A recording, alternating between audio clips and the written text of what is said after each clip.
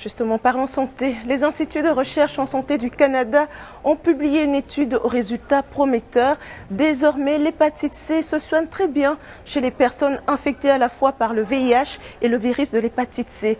Voici les explications de Inbou Gedawi. Au Canada, entre 20 et 30% des personnes atteintes du VIH le sont aussi par le virus de l'hépatite C, selon les données d'une étude publiée par un panel de médecins, chercheurs et pharmaciens à travers le pays. Jusqu'à maintenant, les personnes infectées par ces deux virus supportaient mal le traitement contre l'hépatite C.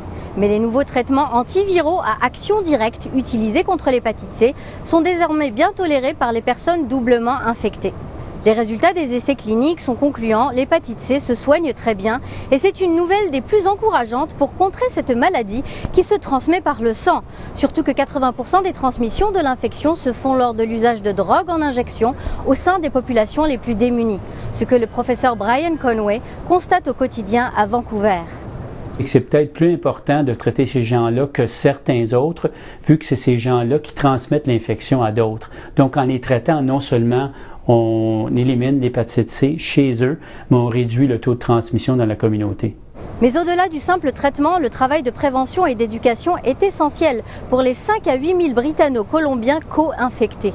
C'est important chez les gens qui sont encore à risque, des utilisateurs de drogue et autres, qui pourraient se réinfecter après qu'on ait utilisé le traitement puis qu'il ait réussi, que l'hépatite C a été guérie. Là.